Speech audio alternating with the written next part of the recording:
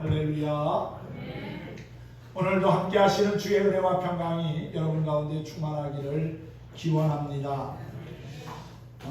매월 마지막 주에 지키는 선교 주일을 맞이해서 오늘은 사도행전 13장의 말씀을 가지고 성령의 보내심 선교라는 주제로 함께 은혜 나누기를 원합니다.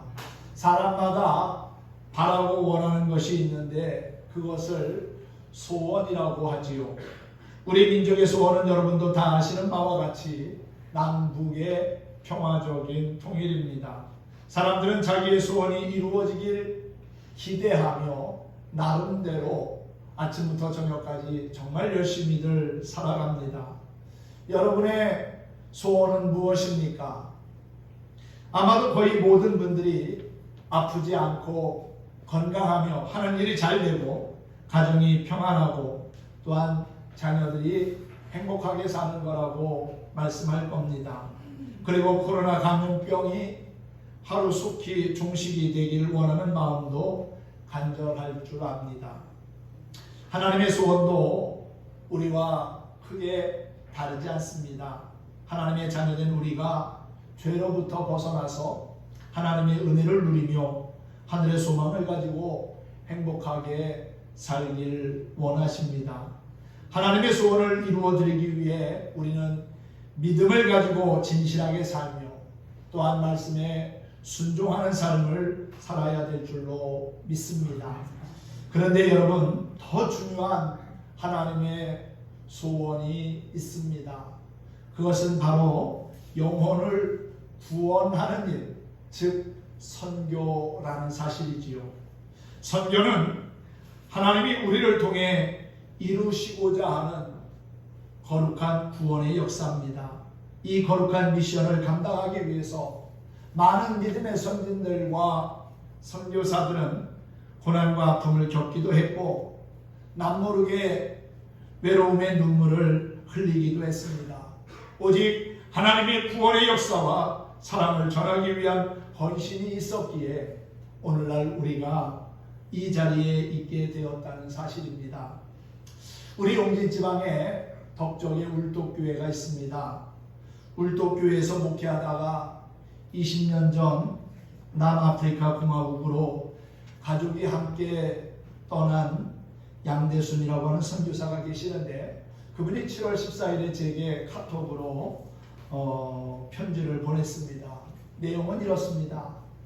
고국의 날씨가 연일 폭염이라는 소식을 듣고 있습니다. 더운 날씨에 건강 잘 지키시길 바랍니다. 얼마 전 남아공에 폭동이 일어나 여러분들이 염려하실 것 같아 편지를 씁니다. 저희는 여러분의 기도 덕분에 잘 있습니다. 폭동이 일어난 요하네스버그는 우리가 머물고 있는 케이프타운에서 멀리 떨어져 있고 케이프타운 지방정부는 비교적 잘 통제가 되고 있어서 그나마 안전합니다.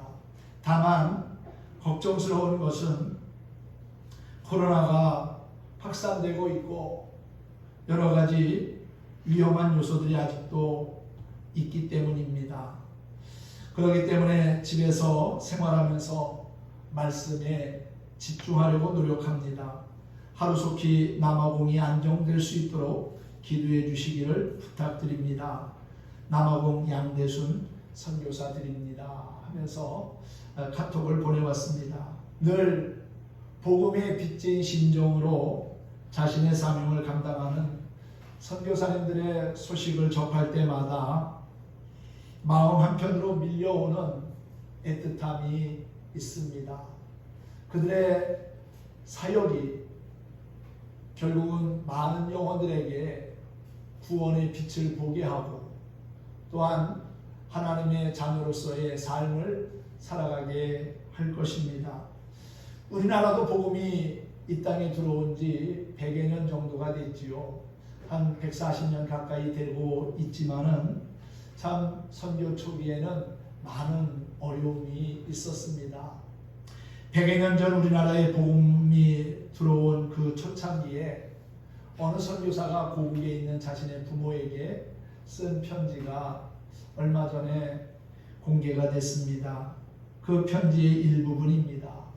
사랑하는 아버지 어머니, 이곳 조선 땅은 참으로 아름다운 곳입니다. 모두 하나님을 닮은 사람들 같습니다. 복음에 대한 열정으로 보아 아마 몇십 년이 지나지 않아 이곳은 예수님의 사랑이 넘치는 곳이 될 것 같습니다.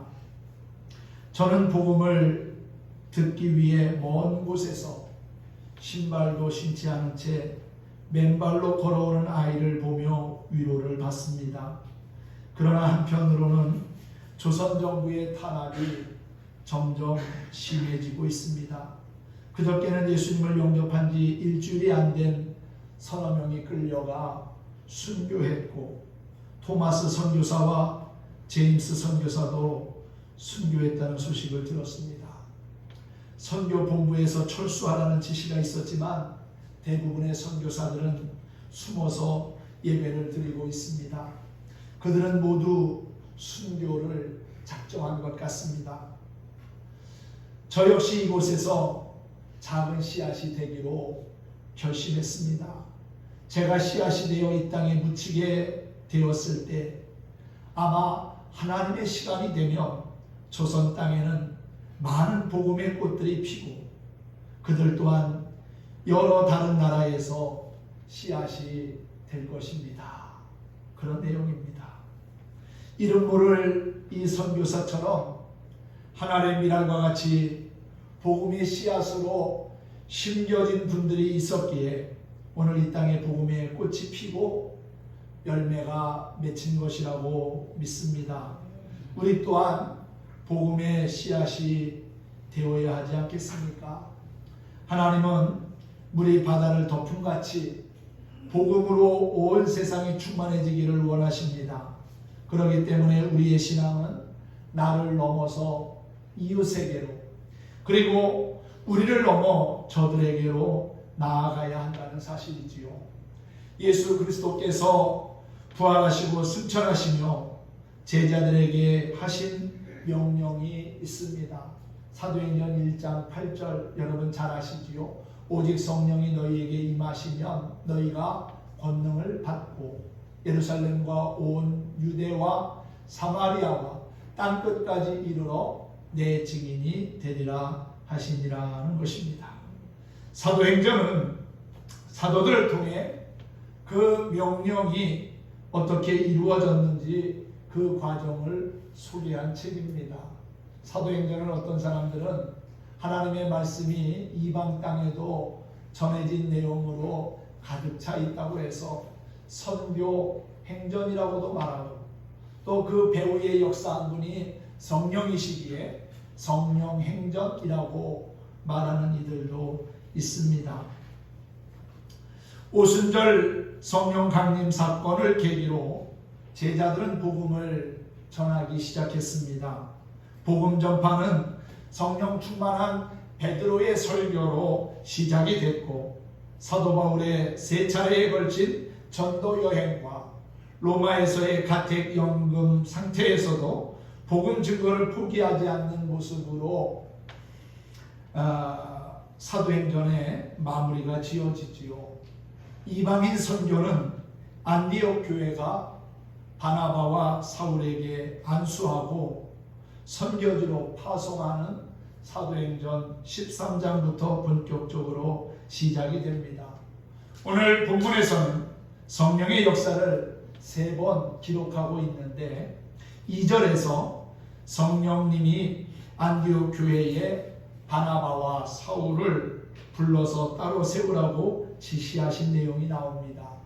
그리고 4절에서는 성령의 지시하심에 순종해 바나바와 사울이 전도 여행의 기점인 실루기아로 내려가는 일이 있었고요.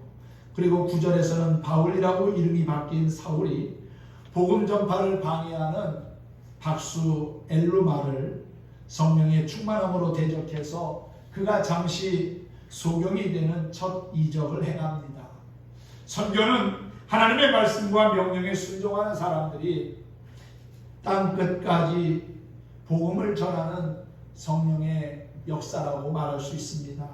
성령의 지시하심으로 따로 세움을 받은 안디옥 교회의 바나바와 사울이 1차 전도 여행을 시작했습니다.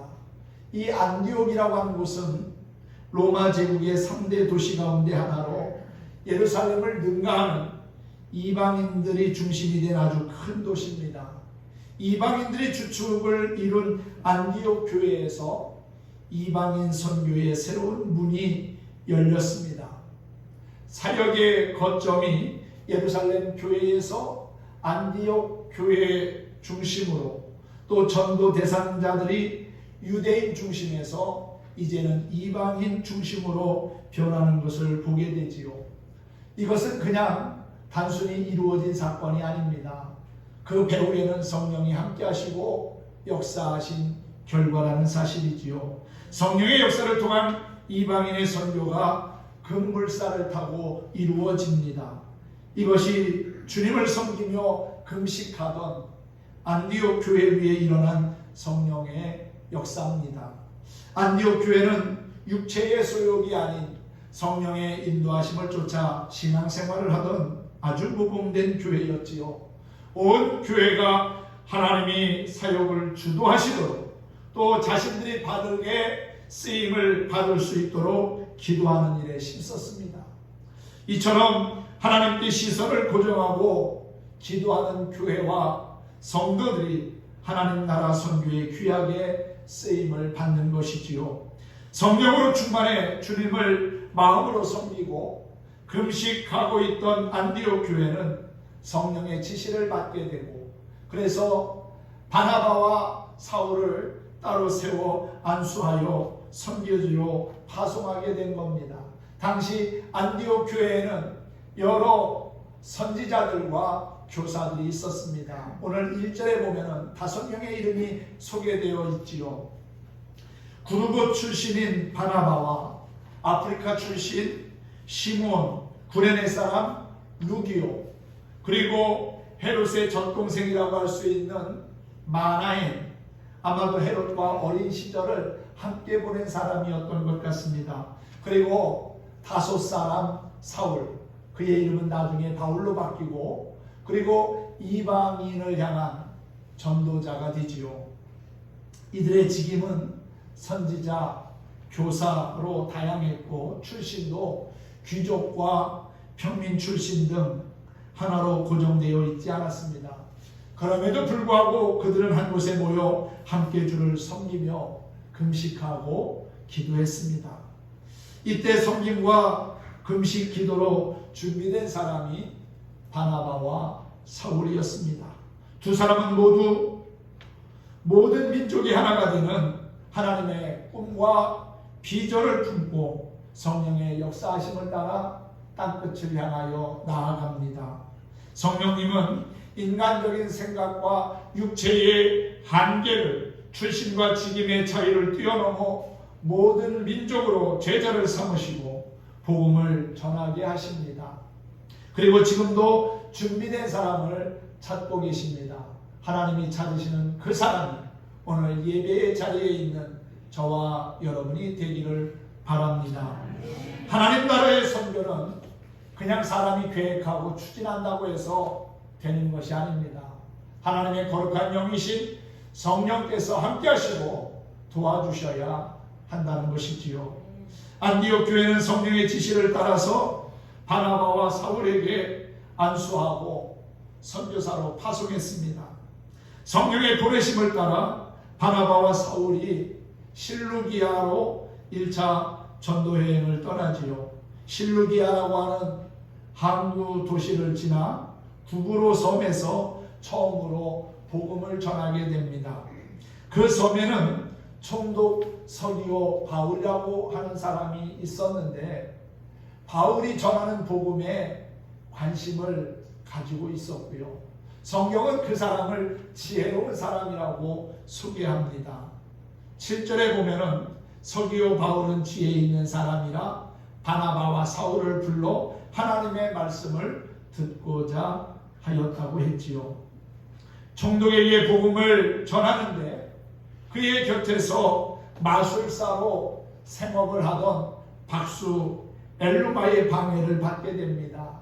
엘루마는 자신이 누리던 권력과 치부의 큰 위협을 느껴서 복음 전하는 일을 방해한 것 같습니다. 성령의 충만함을 입은 바울이라고 하는 사울이 그를 주목하고 이렇게 명령하지요. 10절 말씀입니다. 모든 거짓과 악행이 가득한 자요, 마귀의 자식이요, 모든 의의 원수요, 주의 바른 길을 굳게 하기를 그치지 아니하겠느냐. 멈추라는 그러한 명령입니다. 결국 이렇게 선포하자 그는 앞을 보지 못하게 됩니다. 이 과정을 본 총독이 바울이 전한 말을 믿고 또한 주의 가르치심을 놀랍게 여겼다고 했지요. 이 일 후에 어떻게 되었는지는 성경에 기록된 내용이 없어서 알 수 없지만 아마도 총독은 예수님을 영접하고 그리스도인이 되었을 거라고 추정을 합니다.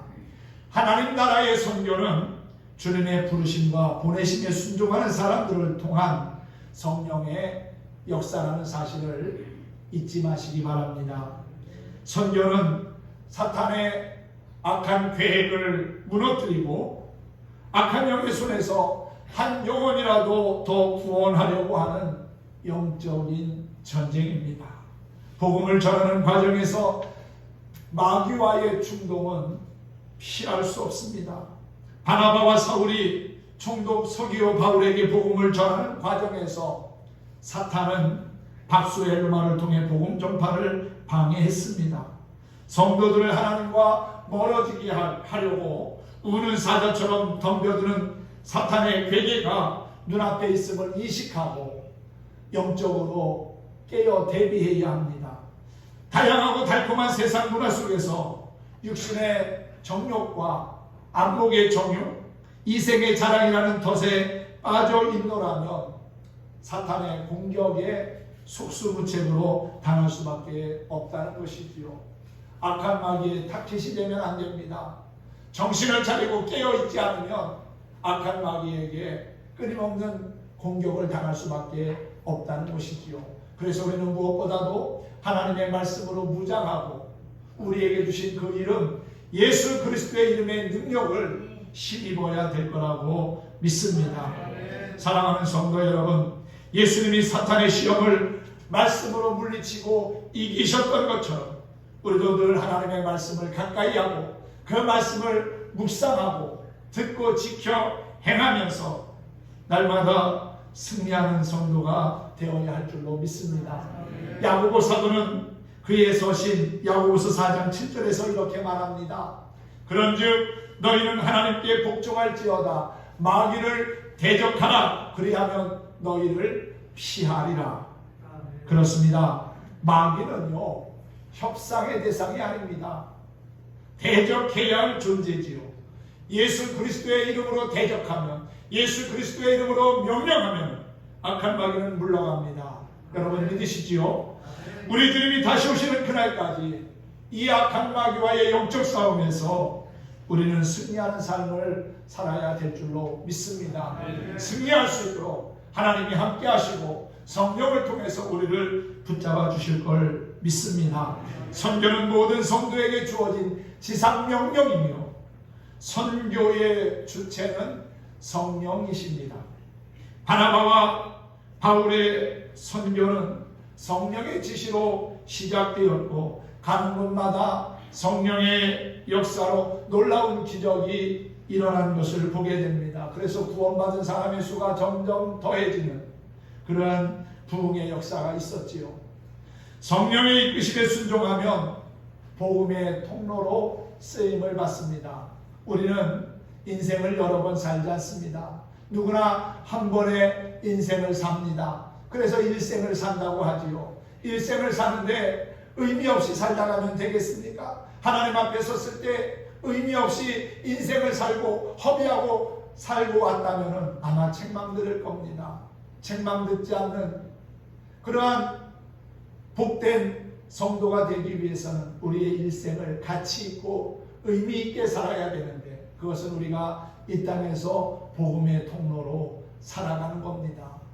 나를 통해서 우리의 가족들이, 아직도 믿지 않는 우리의 이웃들이 예수님을 영접하고 구원함을 얻도록 우리가 복음의 통로가 되어서 그들을 전도하고 또한 선교적인 사명을 감당하다 보면 언젠가 하나님 앞에 설 때에 하나님의 칭찬과 예비된 상급을 받게 될 거라고 믿습니다. 선교는 싸우는 겁니다. 사람과 싸우는 것이 아니라 악한 마귀와 악한 영과의 영적인 싸움이지요. 진리를 방해하는 악한 영들을 성령 충만과 하나님의 말씀으로 쫓아내야 합니다. 사탄은 사람들의 눈과 귀를 가려서 진리를 듣지 못하게 하고요, 또한 받아들이지 못하도록 끊임없이 방해합니다. 마치 오늘 마술사 엘루마가 바울과 바나바가 복음을 전하지 못하도록 방해한 것처럼 말이지요. 그러나 성령 충만한 사람 앞에서 악한 영은 더 이상 힘쓰지 못합니다. 말씀 묵상과 기도로 성령의 충만함을 입은 성도는 능히 영적 전쟁에서 승리하고 땅끝까지 복음을 전하는 사명을 감당하게 될 거라고 믿습니다. 창끝이라고 하는 영화가 얼마 전에 개봉된 적이 있지요. 영원한 가치를 포기하지 않았던 짐 엘리엇이라고 하는 선교사의 생애를 다룬 선교 영화입니다. 그는 미국의 명문 대학에서 우수한 성적으로 졸업하고 영혼 구원에 자신의 삶을 드리기로 헌신합니다. 그리고 미국의 남미의 와우다니 족에게 보내달라고 6년을 기도합니다. 엘리엇은 동료 선교사 4명과 경비행기를 타고 틈틈이 와우다니 족이 살고 있는 정글에 와서 사람이 눈에 보이면 선물이나 성경 메시지가 담긴 종이를 떨어뜨리곤 했습니다. 그러던 어느 날 강가에 물이 빠진 모래톱을 발견하고 그들과 접촉할 계획으로 경비행기를 착륙시킵니다. 캠프에서는 선교사 가족이 남편들이 무사히 돌아오기를 합수고대하며 기다립니다. 그런데 남편들이 돌아오기로 한 날이 며칠이 지났는데도 돌아오지 않습니다. 서둘러 수색팀을 꾸려가지고 그 지역을 탐색했습니다. 그리고 1956년 1월 8일 주일 아침 짐 엘리엇을 비롯한 5명의 젊은 선교사들이 와우다니족에 의해서 살해당한 것을 알게 됩니다. 이 사건은 선교사 대학살 사건이라는 제목으로 미국의 라이프라고 하는 잡지를 통해서 전 세계에 알려졌습니다. 그때 엘리엇 선교사의 아내에게는 2살 난 딸이 있었고 뱃속에는 어린 생명이 자라고 있었습니다. 그녀는 어린아이들을 데리고 그 부족을 찾아갑니다. 자기의 남편을 죽인 사람들을 찾아간 겁니다. 원수를 갚기 위해서 찾아간 것이 아니라 그들에게 남편이 다하지 못한 복음을 전하기 위해서 간 거지요. 그리고 드디어 그 부족을 선교하는데 성공을 합니다. 선교사들이 뿌린 순교의 씨앗이 뿌리를 내리고 결국 구원의 열매를 맺게 한 것입니다. 잃어버린 한 마리의 양을 찾는 목자의 마음으로 선교하며 영혼을 구원하려는 열정을 품으면 우리는 준비된 영혼을 만날 수 있고요. 또한 그들과 하늘의 기쁨을 함께 누리게 될 것입니다. 성령이 보내신 누군가에 의해서 내가 예수님을 믿게 되었고 죄사함과 구원의 은총을 누리며 살고 있는 것입니다. 이제는 우리가 복음에 빚진 마음으로 또 다른 누군가에게 나아가야 할 때입니다. 성령의 보내심을 따라 그 일을 우리 역시 기쁜 마음으로 감당할 수 있으면 좋겠습니다. 사랑하는 성도 여러분, 선교는 우리 모두의 사명이며 하나님의 명령입니다. 하고 싶으면 하고, 하고 싶지 않으면 안 해도 되는 것이 아니라 하나님의 명령이기에 그 명령을 받은 사명자들은 그 명령을 감당하기를 힘써야 한다는 것이지요. 오늘 주보에 사명이라고 하는 찬양을 실었습니다. 주보 뒤에 나와 있는 사명이라고 하는 찬양을 우리가 함께 부르며 오늘의 말씀을 정리하려고 합니다. 찬양을 부를 때 성령께서 여러분의 마음을 어루만져 주시기를 바라고요. 또한 선교의 열정을 회복시켜 주시기를 간절히 소망합니다. 함께 찬양해 보겠습니다.